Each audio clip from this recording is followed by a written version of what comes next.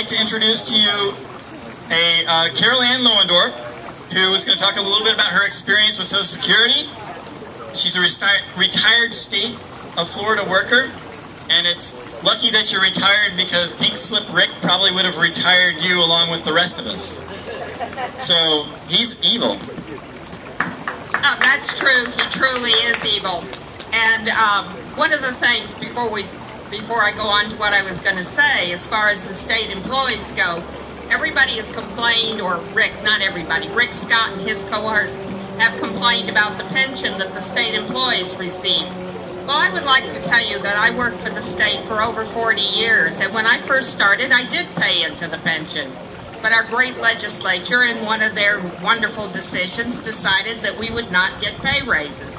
And instead of getting pay raises, they would contribute to the pension fund. Therefore, state workers no longer had to contribute. So basically, all of your state workers took a cut in pay when they had to pay that tax because it was the pay raise they had previously received. But one of the things I wanted to say is, what is the American dream? I think that all of us, there's a lot of different ideas about what the American dream is.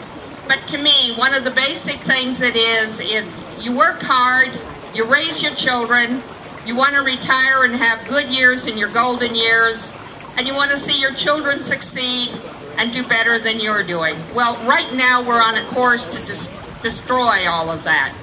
Some of the basic things that help us are both Social Security and Medicare. And I can tell you, my father died when I was 10 and my brother was 7. And we did, in fact, receive Social Security survivor benefits. And it allowed both my brother and myself to have a life as children that would have been a lot better. My mother was a secretary, it was a single family home, and had a minimal salary. Both of us, because of that, were able to finish college. My brother is now in the top, he's managed to hit that top 2%. And I was fortunate. I'm one of the lucky ones that does have a pension. But you look at what happens to you, and you can see that we're on a very, very disastrous course for most of us. It's going to be a real disaster if some of these cuts are going to go in. What's going to happen to your children? My nephew right now is 49 years old. So they say it won't affect me. Well, gee, what about him at 49?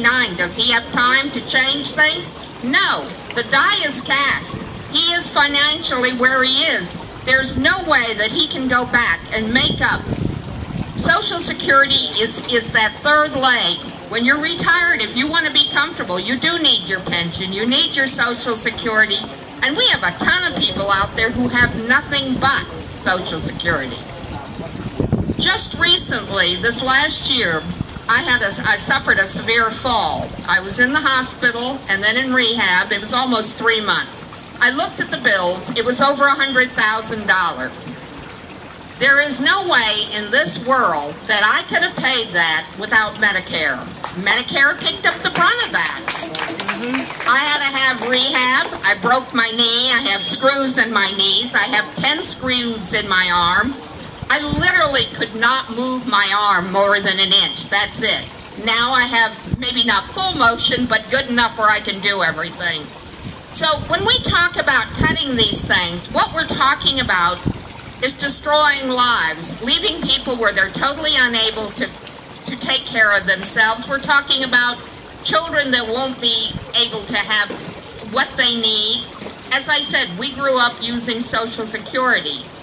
My own son got Social Security disability survivors when his father was disabled, and he was able to graduate and get his master's degree. So my brother and I both had our degrees, went on and became very productive, held jobs, and we put our money in.